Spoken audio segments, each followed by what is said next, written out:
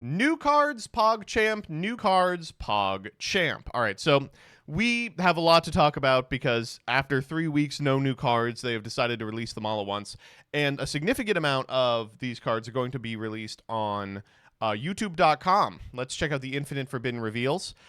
This video shows that we are going to have the Fiendsmiths, the Millenniums, the White Forests, and the new TCG set, Mimighoul, or 3 Mimighoul. The concept of the Mimighouls is like they're the mimics that are in a dungeon, and maybe they flip face up and face down. Seems pretty reasonable. And we have a Chibi Eldritch in charge of all of it.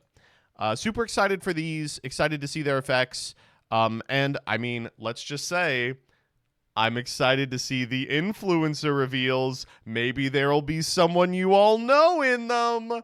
You know the man. He starts with a J. I'm talking about Jerome is going to be revealing a significant amount of these. Okay, moving on. So we didn't get to do this terrible Tenpai card. Once per turn, when a monster is destroyed by battle involving your Fire Dragon monster, you can target one of those monsters, special summon it to your field in defense. Then during your opponent's end phase, you can pay 1,000, then target a Song and Spell Trap, set it to your field, but banish it when it leaves the field. This card's bad, but it's so funny that they put a brick on the card. They were like, if in case you need to know the quality of this card, he's holding a brick. Oh, love it.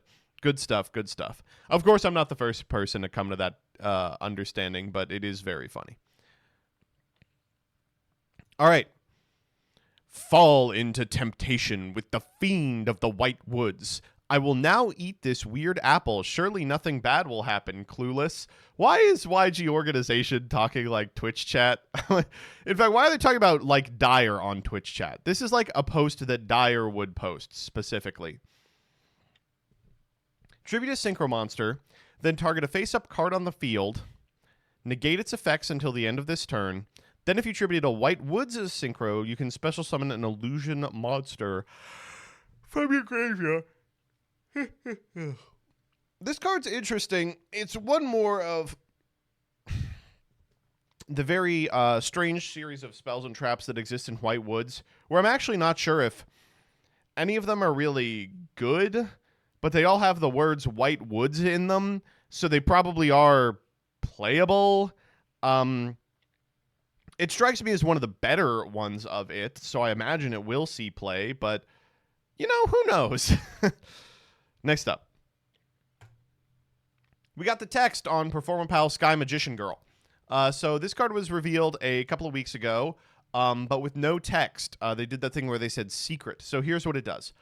Level 5 Wind Spellcaster effect. 1, 2, and 3 are hard onces.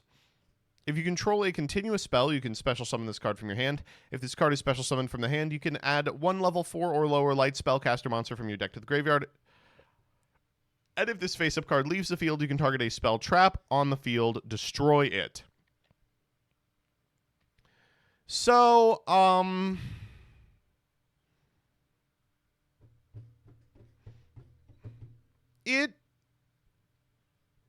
It is an interesting card, for sure. It seems like the only way you're going to be able to special summon it from your hand is if you control a continuous spell. And of course, there's a million continuous spells that people play, but you're probably going to want to play it in a deck that always has a continuous spell as part of like a setup combo or something. That send a level 4 or lower light spellcaster monster is a hugely powerful effect. I think people have already talked about its application in like White Woods. Theoretically, you could use it to send Snow, but only in Master Duel. Tearlament Scream, summon this, send Snow. In general, though, I don't see a scenario where it's like way more powerful than any other card in its slot, with the exception of exactly Tearlament, where the use case is like, especially while you control Scream, send Snow, pop Scream. And even then, only in Master Duel. So, who knows?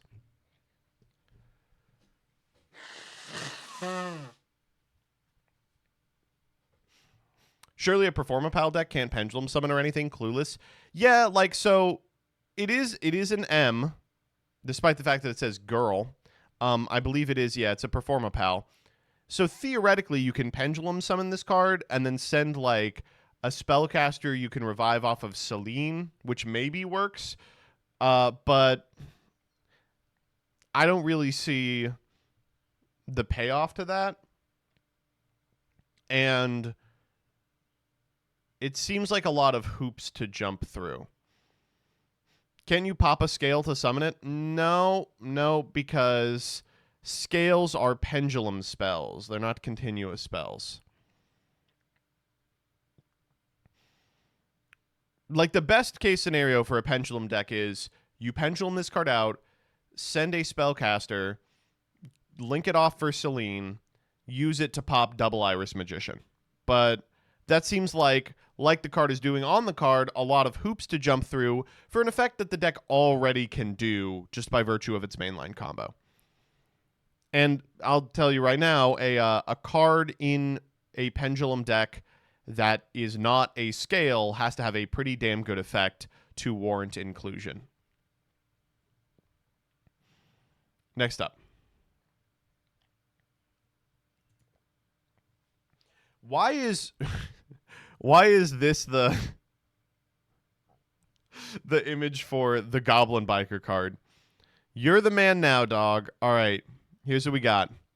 Goblin Biker, big fucking bitch ass, badass, dick ass shit. I don't know how they're going to localize this. I hope to God we actually get badass Goblin Biker. I hope to God. It'll probably be called, like, Epic Bikers or something stupid. Wholesome Chungus Goblin Bikers. But they are looking badass on this card art. Please, just call it what it is. Let's call a spade and a badass. Epic Bacon Goblin Biker. Very possible, regrettably. If you control no monsters, or all monsters you control are goblin monsters, you can normal summon this card without tributing. Okay, so this is a welcome effect for goblins. If you're unfamiliar with goblins, the big problem for this deck is that it doesn't have any 1 cards and it doesn't have a normal. So this is the normal. If this card is normal, you can special summon a level 4 or lower goblin from your deck, and if this card is sent to the graveyard, you can target a card on the field, attach it to your goblin Xyz monster as material. This is good. This card is really good. It's quite strong for a number of reasons. Obviously, it's good that it is a normal. But it's also good that it exists. Like, just a goblin card with this stat is important for a significant number of other goblin cards that care very much about, like, names existing. So a lot of people, Dyer is like, well, it's a 6, but that's really not that big of a problem for a number of reasons. You know, there is the on-theme Goblin 6, but also Goblin has a card that modulates levels. It's fine, you know? It's really okay. This also makes 1 cards accessible, provided you are playing Boommock in your deck. Dymax, I think, had some really good immediate understandings on the card, which was, it's really good, but making Gabonga early off of a 1 card actually doesn't do anything, right? Like, you actually then need to accomplish something else.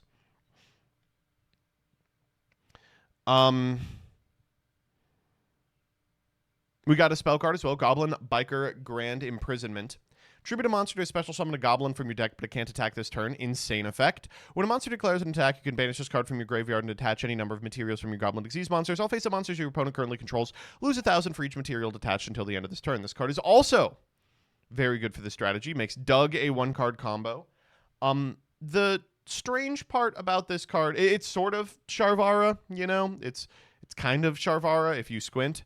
And it does matter that it kind of blanks the battle phase, because one way to get over the low attack goblins is, like, summon Fenrir, go combat, eat Gabonga, eat another card as well, right? So I think this card is good. It is not like the game changer for the archetype, but it certainly helps. Chat has also figured out, yes, it is Memento support, technically. But you'd have to ask Ava. She'd know better than me. My understanding is that it is not the right direction, right? You have to tribute a monster, so you have to be committed to the board before you activate this card and go into the Goblin Memento. And also, like, don't they already have a card that does this in Bone Party, but like 1,000 times better? It's like Bone Party's 4, 5, and 6, you know? But it only gets the like one of the worst pieces of interaction. And then finally, Goblin Rider Grand Crisis. You can target a goblin you control and a monster your opponent controls, or a goblin in your graveyard and a monster in your opponent's graveyard. Banish both. You can send this face-up card in your spell and trap zone to the graveyard, then target 5 banished goblin monsters with different names. Special summon them. This one's okay.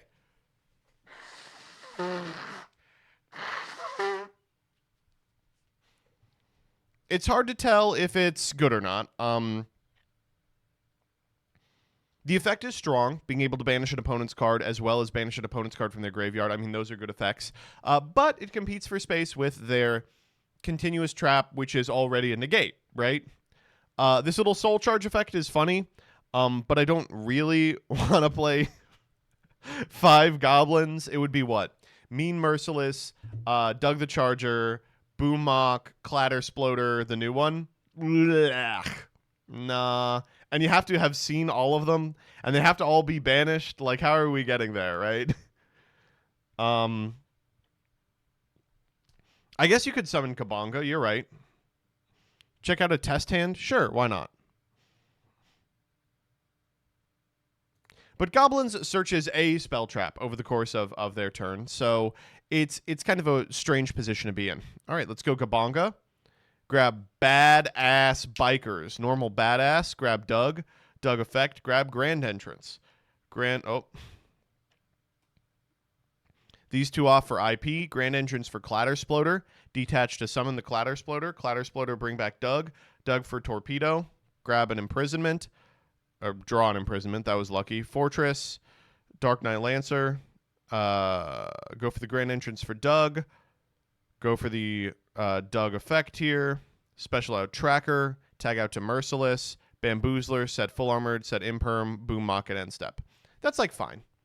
This seems completely fine. But also what you'll notice is this is functionally the same board that the deck could already end on, you know? Like, it's just smoother to get there.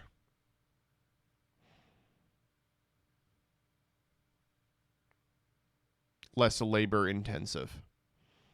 Goblins are really cool. I do wish they were good.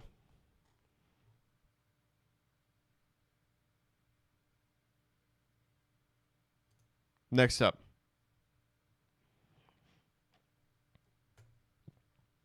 All right, free agents, PogChamp, free agents, PogChamp. Lil Magi Mage.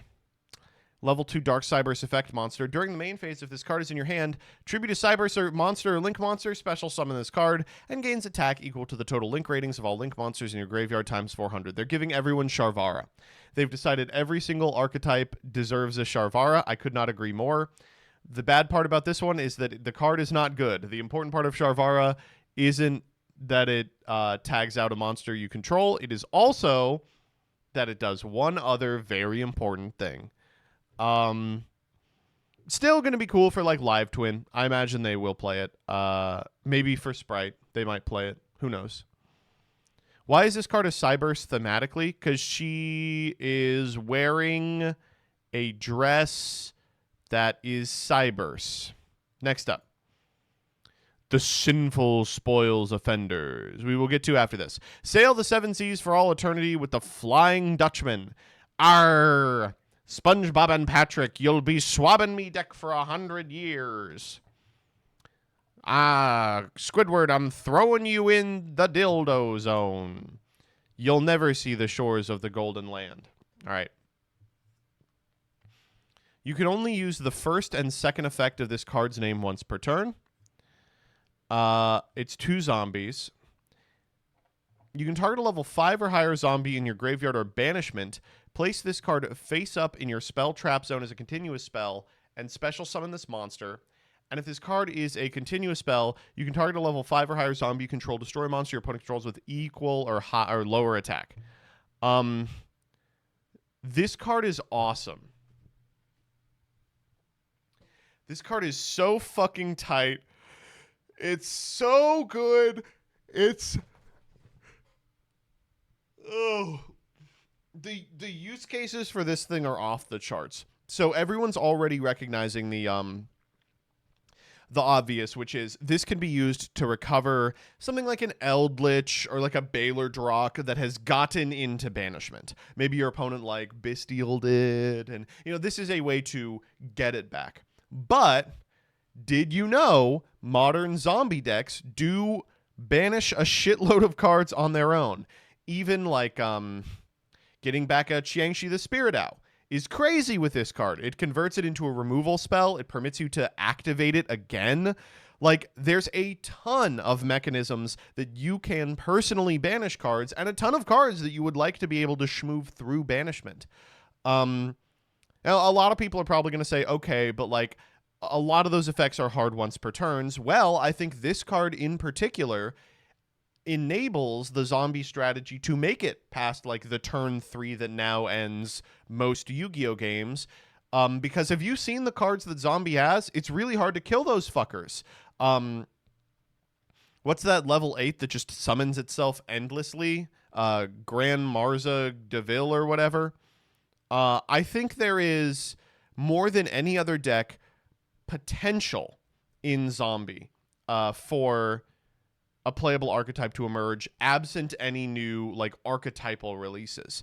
And I think this is like the kind of card they will need to be getting for that to be a reality. I expect by the end of the day, the zombie Discord will be performing Cold Fusion with this card, and we will see what it can accomplish. Cold Fusion, maybe more like Ghost Fusion. All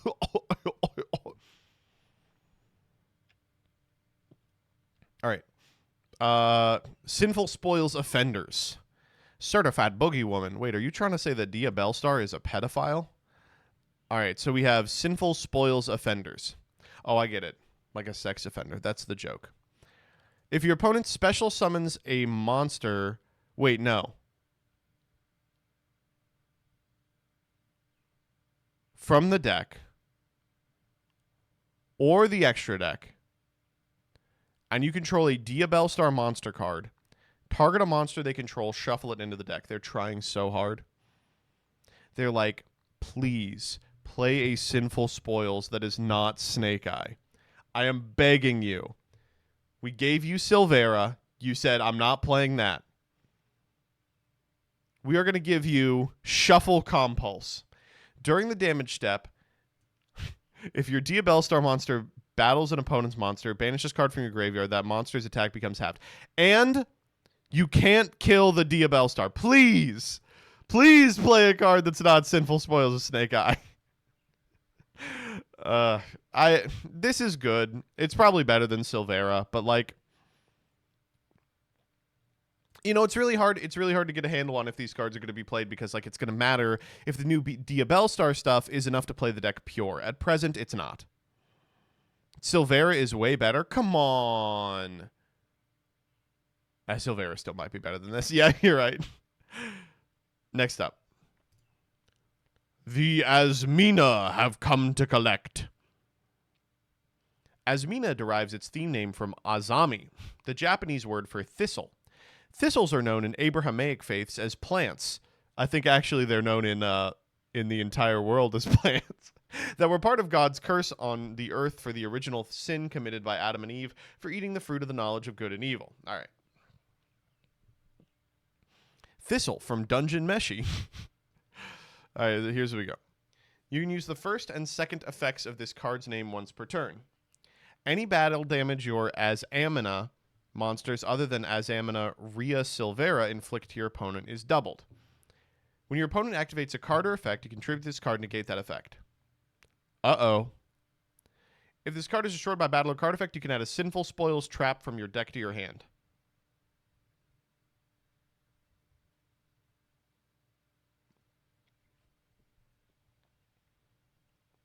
All right, this card's crazy. What? That's unbelievable. It's 1900. It's not that bad. You could beat over it. Oh, yeah? Oh, wow. Great news for Chimera pilots. Yeah. Next up, Asamina Mu Klsukeko. Oh my god, it's Murcielago. Stupid. Like a bat. What they're saying down here. That mercy me. You can only use the first and third effects of this card's name once per turn. If this card is fusion summoned, you can add an Asamina or Sinful Spoils card from your deck to your hand. Uh-oh. Monsters your opponent controls lose 500 attack and defense for each you control. Terrible news for people who wanted to run over the last one. And if the card is destroyed by battle or card effect, you can add a Sinful Spoils from your deck to your hand. This is a problem. There's a third one. Asamina Soul Eriskithion. Okay, so this is an Illusion and Fiend. So we had an Illusion and Light Spellcaster, an Illusion and Light Spellcaster. This one is a Fiend. If this card is fusion summoned, target a card on the field, send it to the graveyard. Oh, all right. During each standby phase, you can target an Asamina or Sinful Spoils, add it to your hand. Jesus. And Asamina More Regina. You can only use the first and second effect of this card's name once per turn. You can target an illusion monster in your graveyard, except More Regina, special summon it, and when a Sinful Spoils or Asamina card or effect is activated, you can target up to 2 cards on the field to destroy them. Well, these cards are fucking insane, right? Sacred Asamina. Reveal an Asamina fusion monster in your extra deck and send a Sinful Spoils card from your hand or field to the graveyard for every 4 levels it has. Then special summon the revealed monster.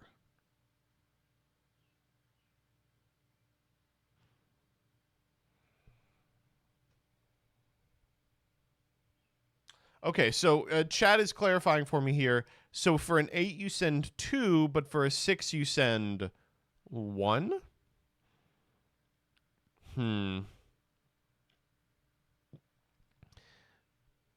if this card is in your graveyard, you can target an Asamina monster you control or have in your graveyard, shuffle it into the deck, and if you do, add this card to your hand. Awesome. Wow, that's disastrous. And Asamina Ophilatus.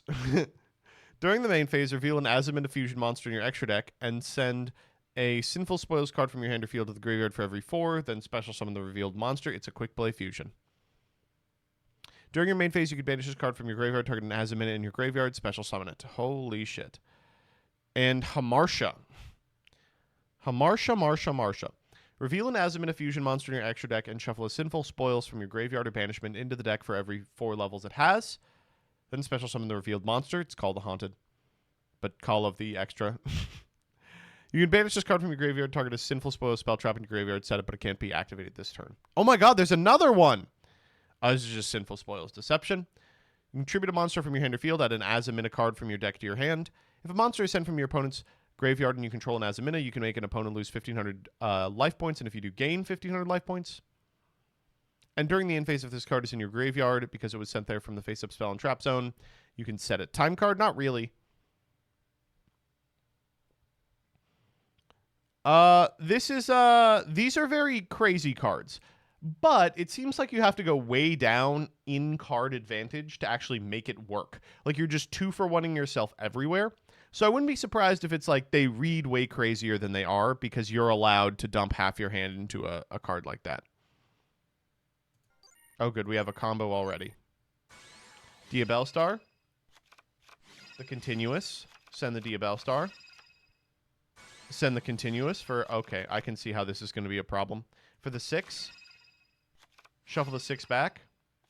Send OSS for the 6. OSS, shuffle back Diabellstar for Snake Eyes Ash. I do like the way combos are nowadays. Are like... Oh man, look at these crazy new cards. They can do anything. And for that reason, they can get Snake Eye Ash. Okay, well, if this series of cards Legacy is just being another starter for Snake Eyes, you know, it is what it is. But I think they have more potential than that. We'll see.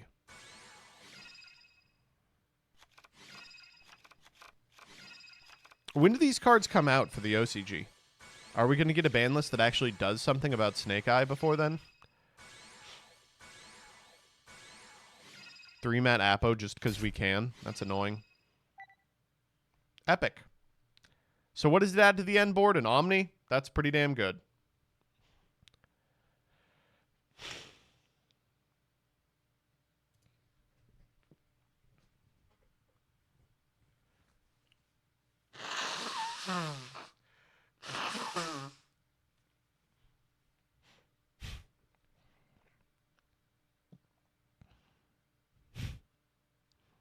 Next up. Oogforger, Forger of the Dawn. Level 7 Light Machine Fusion Effect Monster, 2 Light Machine Monsters. If this card is fusion summoned, you can activate this effect during the standby phase of the next turn. Add a card from your graveyard to your hand with an effect that fusion summons. Huh?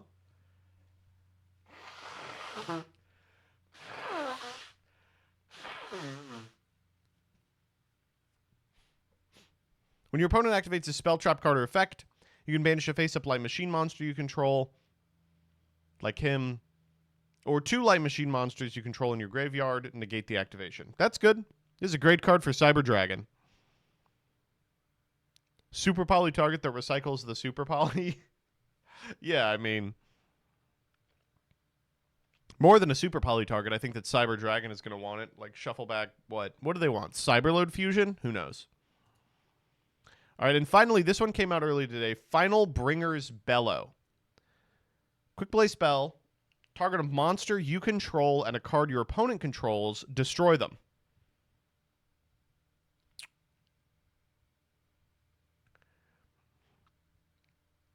This may be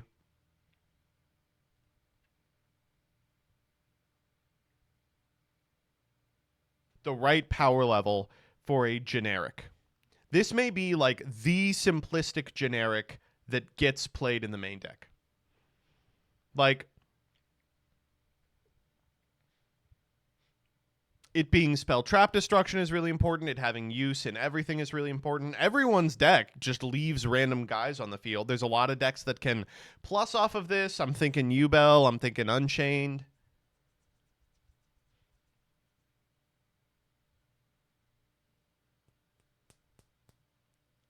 It might be good enough. It helps you dodge imperm. Yeah, it's also sort of called by. They're trying really hard to get us to play a good generic. And like this might be it, I think. Super excited about the potential for this card. And I think that's everything.